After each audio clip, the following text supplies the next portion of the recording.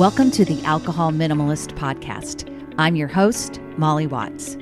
If you want to change your drinking habits and create a peaceful relationship with alcohol, you're in the right place. This podcast explores the strategies I use to overcome a lifetime of family alcohol abuse, more than 30 years of anxiety and worry about my own drinking, and what felt like an unbreakable daily drinking habit. Becoming an alcohol minimalist means removing excess alcohol from your life so it doesn't remove you from life. It means being able to take alcohol or leave it without feeling deprived.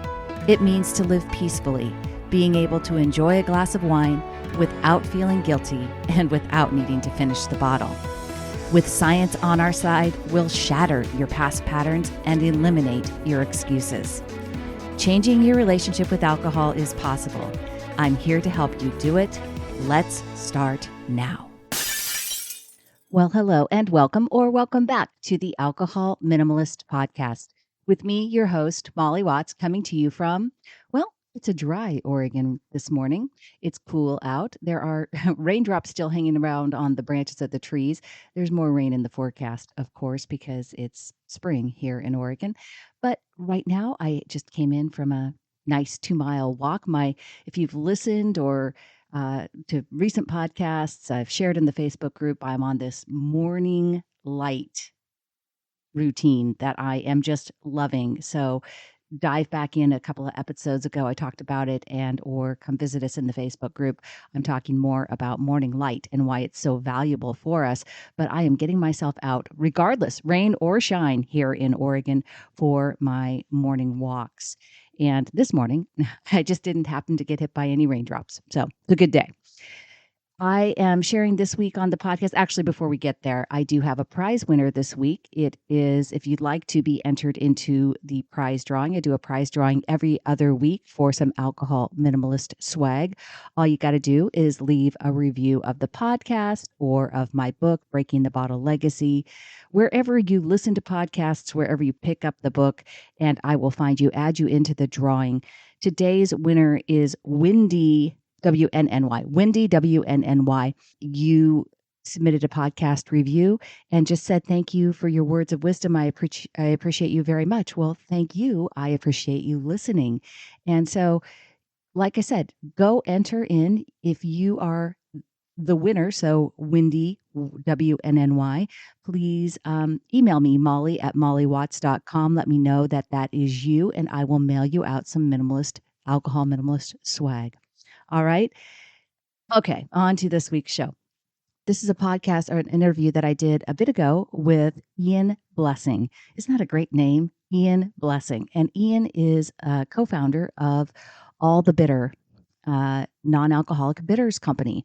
I learned about this company from Adrian Stillman Krause over at Dry Goods Beverage Company and was just inspired to go talk to him and learn more about their journey and this whole non-alcoholic beverage industry that has just been erupting over the last couple of years, and how they are a small, local, U.S.-based company and what they're doing in terms of creating some organic, all-natural, non-alcoholic bitters. You're going to love this conversation, and I hope that you are investigating some of these companies and some of these products that I've been talking to in terms of non-alcoholic options. They are really great, and they really help us, right, to include alcohol-free days in our lives. There is nothing wrong with that. That is a great thing to have. And I am so excited that there's actually all this work happening in the non-alcoholic space that is supporting people to add more alcohol-free days into their lives. I'm also talking about this week, if you're listening to this when this drops, which is on Wednesday, March 8th, then on Friday, March 10th, I will be going live in my Facebook group talking about my plans for 70% alcohol free for the year and how you can do that. A strategic plan for different months based on whether it's a 30-day month, a 31-day month, and everything. I've got a great idea. I hope you'll join me. Come into the group, come listen and learn and join arms with me. Whether or not you make it doesn't matter. The goal is there, and we want to set a goal for incorporating more alcohol-free days into our life. I definitely do. I'm aiming for better than 50%. I'm aiming for 70%. And I'm going to be talking about that on Friday in the Facebook group. So come on in and learn more. All right. Without further ado, here is my conversation with All the Bitter company co-founder, Ian Blessing. Hey, Ian, thank you so much for being here. Thank you for taking the time to be on the Alcohol Minimalist podcast. I am just super excited to have this conversation. Thank you. Thanks so much for having me. Yeah. So, okay, first of all, let's just get this, let's get kind of an overview. Exactly what is All the Bitter? What is it about? Kind of where did this idea come from? And tell me just a little bit more about the journey, kind of how this became to be. Because, like I said, I talked to you, I mean, we talked about it just briefly. I've always kind of thought about using like regular bitters as an opportunity to have a lower alcohol by volume drink, right? And I know people do that, but you decided to take it and make All the Bitter non-alcoholic completely. So tell me about that. So I'll kind of start with our backstory a little bit because that Yeah. that leads into why we decided to do this. My wife Carly and I met at the French Laundry. We worked together as sommeliers, so our lives revolved 100% around wine, beer, spirits, alcohol, drinking. Studying. We'd get up in the mornings to go do wine tastings. We would taste and study at work. We Yeah, would and French Laundry, for those of you that don't know, is like a famous restaurant in Napa, right? So it's a pretty like high wine region.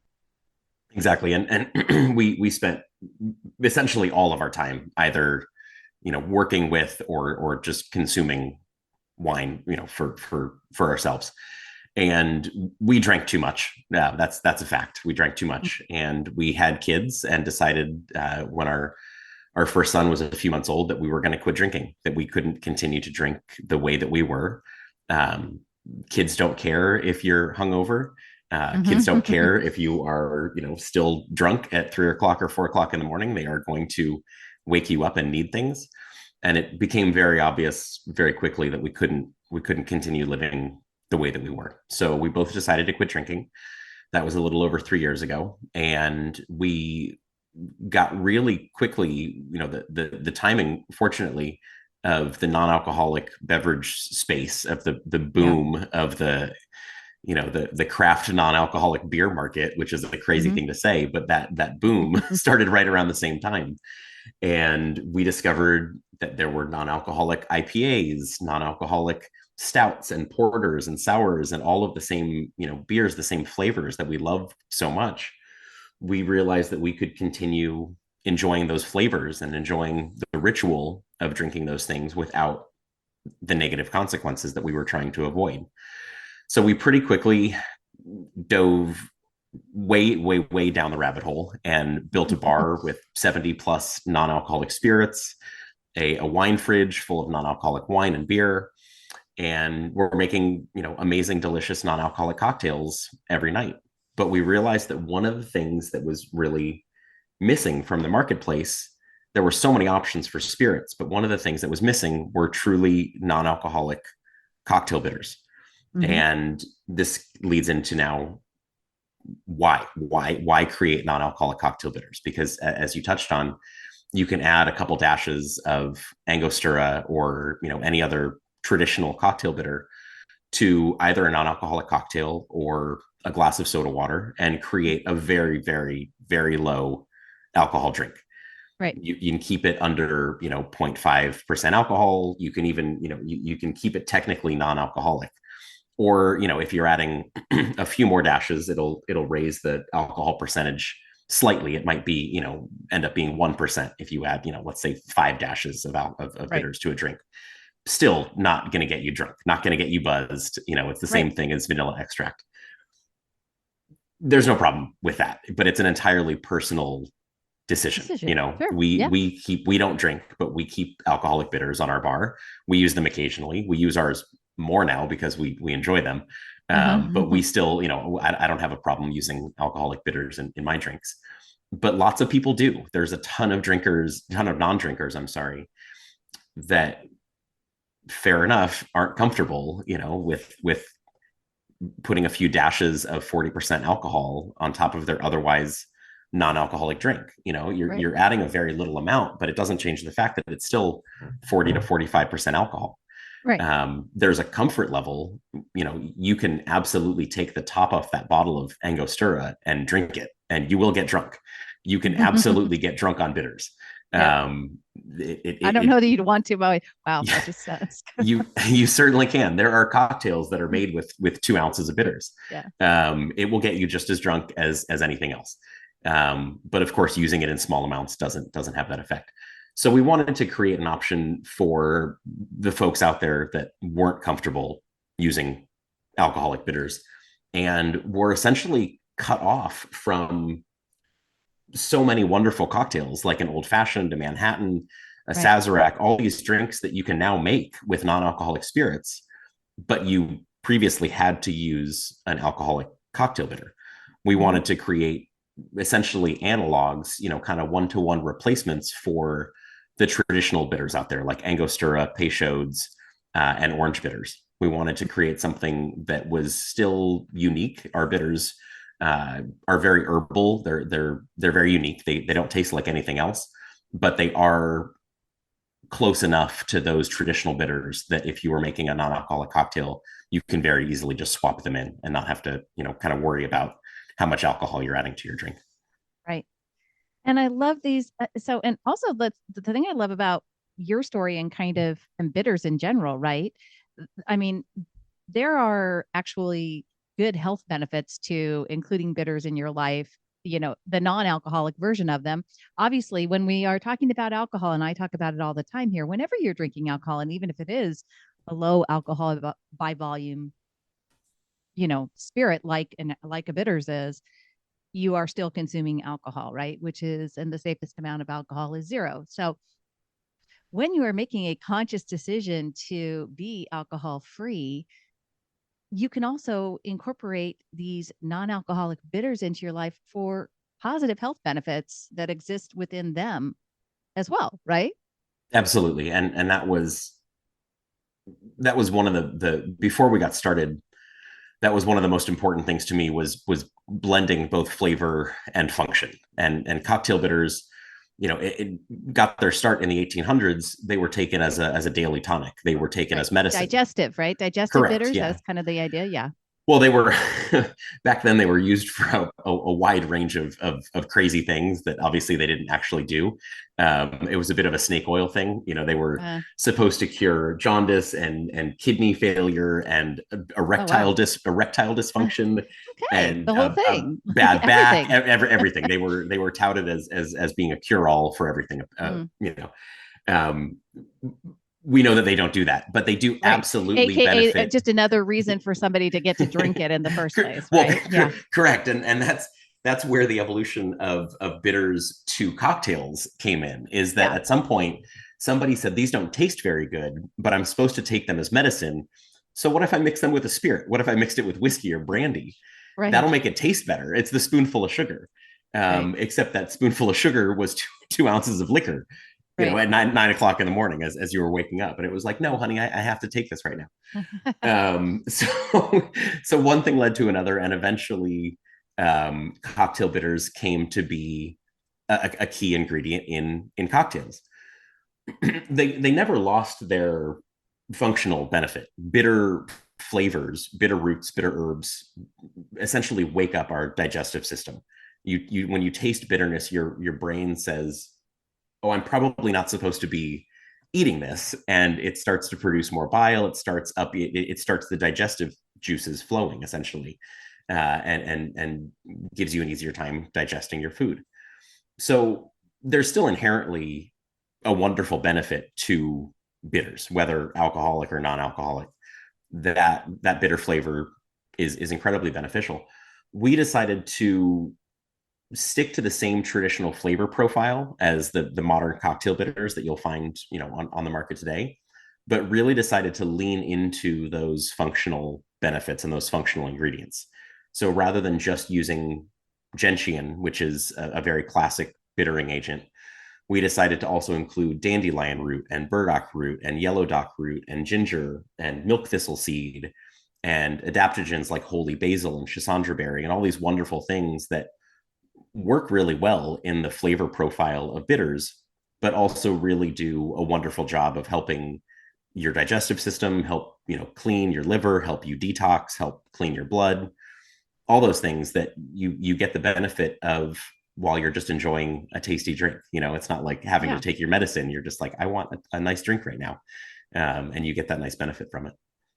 So you mentioned some of the key ingredients. One of the things I read on in terms of your story is just how dedicated to the craft of making these small batch bitters that you guys are. So tell me a little bit more about that, because I now I'm not going to be able to remember the way that it's phrased. But you forage. Oh yeah, that was it. Foraged. like I get this image of you guys really really taking a lot of care to, you know, trial and error and creating these non-alcoholic bitters. It's one of the things that we enjoy most about doing this. So, our background, we sold wine for a living, and beer and spirits, and we sold other people's stories. And starting this brand and starting our own company was our chance to do it ourselves and to be the people creating it. And it's such a wonderful experience. And there's, there's different ways that you can go about creating a product.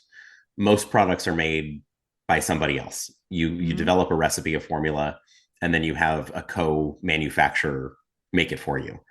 It was really important to us right away that we did it ourselves. We wanted to get our hands dirty. We wanted to touch our product ourselves. We wanted to do all the work ourselves, both for quality reasons, but also just for fun, to make us, we wanted to feel connected to what we were doing. And so we use organic ingredients and we use wild foraged ingredients. We don't do Wild the forage. That was the we word. we don't do the foraging ourselves. Well, I like Those I like visualizing it that way, Ian. you So, can just visualize it go with that it. way All right. if you want to. Yeah, absolutely. What we did do though was last year, when before we were getting started, we built a garden. We built about 10 garden beds, and we intended to grow as much of the raw ingredient ourselves as we could. And we spent, I don't know, months building these beds and filling them with dirt and planting, 15 of our of the plants that we use, and all the time watering it and tending for it. And we realized pretty quickly that we did not have the time Yeah. to farm Uh-huh. if we were going to be developing recipes, physically making it, doing all the shipping ourselves, which we do, everything else that goes along with a business, social media, Yeah. customer service, website, uh, just basic business functions. Something's got to um, give. There's only 24 hours in the you day. can only do so much. And we have two kids. That's why we Yeah, I was stopped gonna say, oh drinking. So yeah, and then you have kids, right? we have a 2-year old and an almost 4-year old. And they keep us on our toes. They keep us on a schedule with very little sleep. And we realized pretty quickly that we were not going to be able to maintain this garden in the way that we hoped we could. And we ended up getting a very very little harvest from it. Most of the things we tried to grow, we're not gardeners. We are not farmers. We've brought in, maybe 15 house plants and killed most of them. Um, we have a very deep respect for Yeah. farmers and gardeners. And honestly, at the end of the day, that's kind of why we did that. And the experience wasn't lost at all. We did successfully harvest some ashwagandha that we used in some lavender bitters. That was pretty cool. We harvested a couple other things successfully, but the most important thing is that it really gave us an appreciation for how much work goes into farming, gardening, growing things, how much water it requires, how much time it requires, how much physical labor and effort goes into harvesting, cutting, drying these ingredients. There's no way that we could do that ourselves, but it gave us an incredibly deep respect for the farmers that we work with and the Yeah. product that we get. Yeah. And so being able to, physically receive that product ourselves and make this thing from start to finish, rather than, sending it off to somebody else and having them do it for us, it is incredibly satisfying, and is really, it just, as So you difficult still as do that. So starting. you're still doing We the do. production part, which is pretty amazing in and of itself, We I do. think. We there's we had Now a I'm number now of beyond wild foraging. I'm getting this like, mad scientist, like boiling pots kind of image happening too. So there is that's definitely there. That's a real thing. We've talked about the different ways that we could go about this, and over the last year, we launched about 12 months ago, and the response has been absolutely wild. We mhm. made and shipped 30,000 bottles of bitters last year, and Wow. considering when we started, we had no idea if people were actually going to want or need Right. non-alcoholic cocktail bitters, because again, most people are comfortable using alcoholic Right. bitters in their non-alcoholic cocktails. We weren't sure if there would be enough people that really that wanted these, and it was very apparent very quickly that there Turns was a out, need yes, yes, there there are. was a need Yep. for them, and Turns out, yes, we there are. for the last 12 months have really just been kind of struggling to stay afloat and keep up with demand, which is great. But the question has obviously come up a couple times. Do we want to continue doing this ourselves? Should we outsource this? Should we Right. outsource shipping? Carly, who does all of our shipping, would like to outsource the shipping. We go back and forth on it.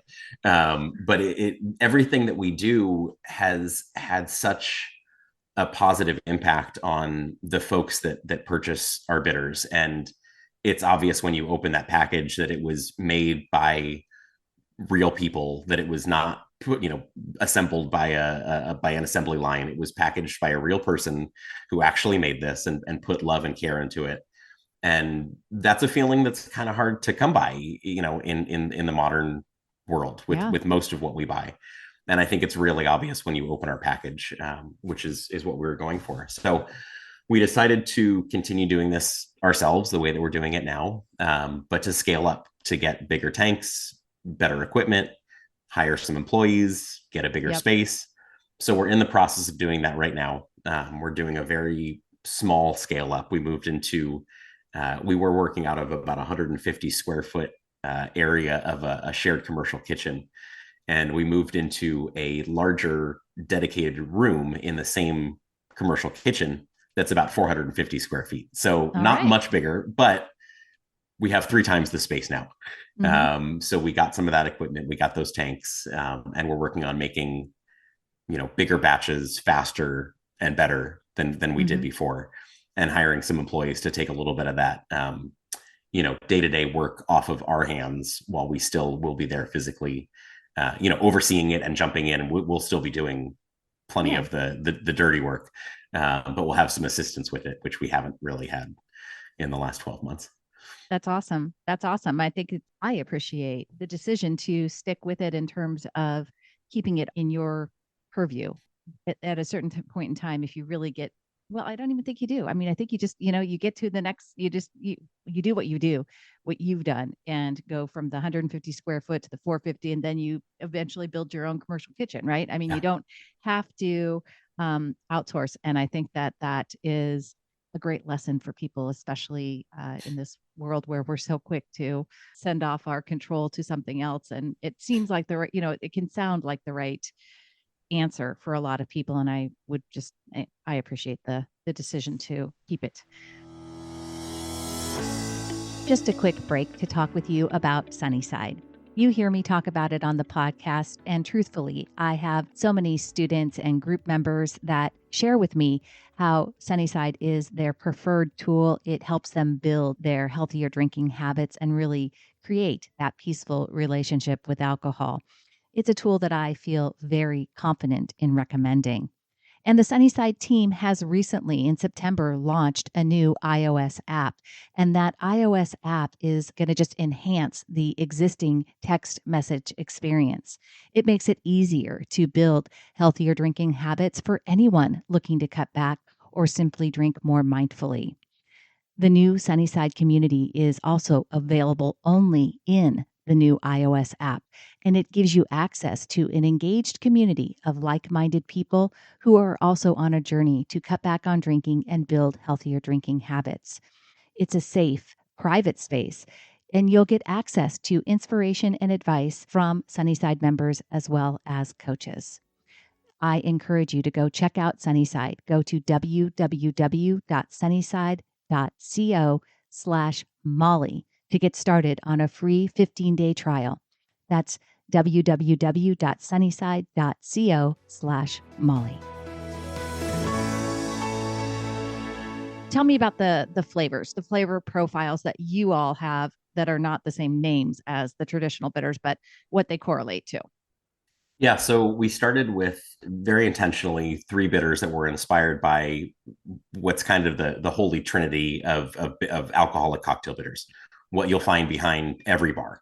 The first is Angostura. So if you're making 90 something percent of classic cocktails are going to call for Angostura, or what's referred to as an aromatic bitter, which is a little confusing because all bitters are aromatic. Most things are aromatic. But the category of bitter, the general flavor profile is called an aromatic bitter. And so that's what we called ours. It's just called aromatic bitters. And the flavor profile is a lot of warm spices, cinnamon, clove, nutmeg, allspice. We use a lot of ginger. There are, like I mentioned earlier, there's a wide range of bitter and earthy ingredients: dandelion, burdock, yellow dock root, gentian root. So a lot of bitter, earthy, spicy, and spiced flavors in the aromatic bitters. That sounds like something really good in tea to me. Like I would Great in love tea. putting that Yeah, in tea. really good in tea. And that's one of the things that people um, maybe don't realize about bitters until you start playing around with them, is that they can go in anything. Bitters are the salt and pepper of the bar cart. They're like seasoning for your drinks. You're only adding a little bit. You're adding a couple dashes, 2 milliliters, 3 milliliters to your drink. The same essentially as a pinch of salt in food, or a squeeze of lemon on food.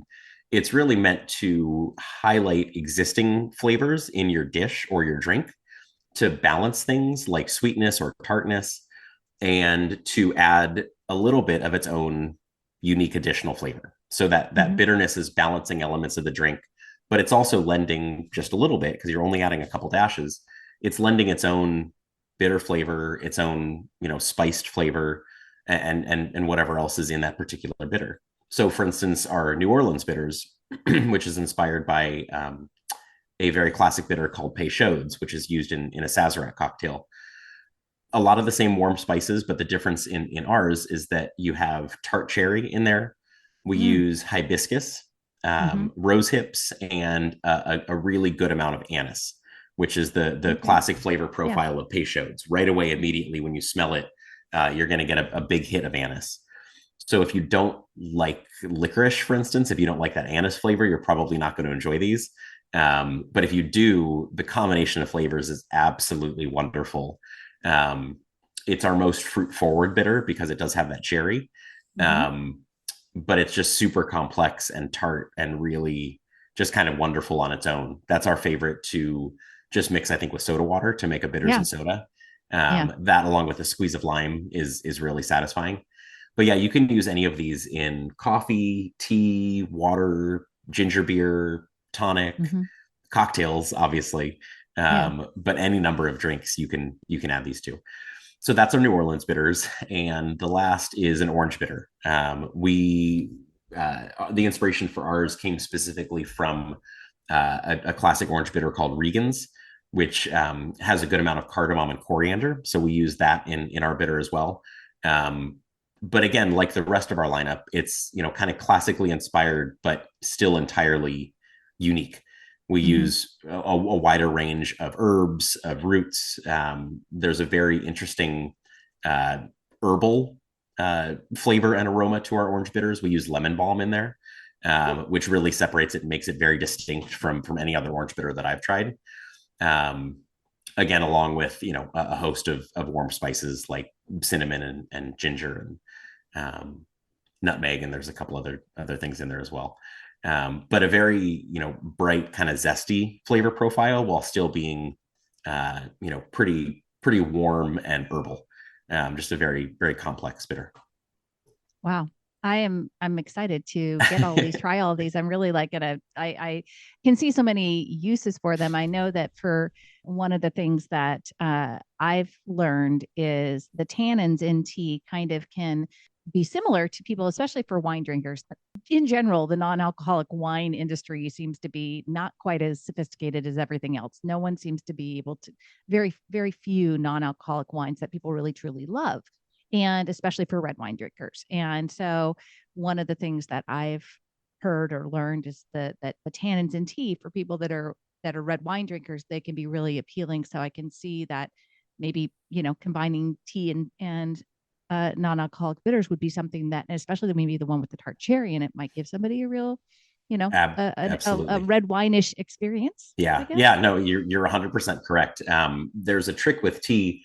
If you over steep it, so, let it sit for 10 minutes in the hot water as opposed to the 5 that you might Yep. normally, you're going to extract more of those aggressive tannins that you might not like in tea on its own. If you're just going Right. to drink that cup of black tea straight, you're going to think, oh, there's something wrong with this. But it does work to give you that same kind of abrasive tannin that makes your mouth think, oh, I'm drinking something. I'm drinking an adult beverage. Right. It forces you to slow down in the same way that the tannins in wine do. There's actually a recipe in the cocktail book that we send along with all of our orders. It's essentially a play on red wine using oversteeped black tea, a shrub. We use a blackberry rosemary shrub, which is shrub. If you're not familiar, shrub is basically drinking vinegar. Oh. It's vinegar combined with fruit, any number of spices or herbs that you might want to throw in there, and sugar. Um, you don't drink it on its own. It's meant to be mixed with sparkling water, Mm-hmm. but you can also use it in cocktails as a cocktail ingredient. You can use half an ounce or an ounce of shrub, um, and it's an incredibly satisfying addition to non-alcoholic cocktails because that vinegar gives you a kind of a little punch. The tartness of vinegar again forces you to slow down. Mm-hmm. The problem with the mocktails of the last 20 years was that they were basically just juice and soda. There's Right. nothing slowing you down, so you're Mm-hmm. essentially drinking a glass of juice. Doesn't feel like an adult cocktail. Yeah. And a Adult lot the of sugar in it too. So correct it's like, yeah, exactly. right. What separates cocktails from any other drink is that you drink it slowly. Alcohol obviously forces you to drink it slowly. It's complex. You stop, you think about it. You can pick out nuances of the drink as you drink it. A mocktail made from juice and soda and syrup doesn't do that. You can chug it. Things like shrub and oversteeped tea, the tannins in tea, force you to drink a little more slowly. They force you to sit there and kind of contemplate and think about what it is you're drinking. So this recipe in our book, it basically combines tea, shrub, um, verjus, which is a very tart grape juice. So it's actually verjus is made from wine grapes that aren't fermented and they're picked very early. So they're more tart than they are sweet. Mm-hmm. And then, yes, like you mentioned, our New Orleans bitters or our aromatic bitters, which share a lot in common with the flavors in wine. And so those things all combine to make, essentially a very satisfying, very complete drink that's reminiscent of wine. It's totally different. It's not going to fool you Right. into thinking that it's Yeah. wine, Right. but Yeah.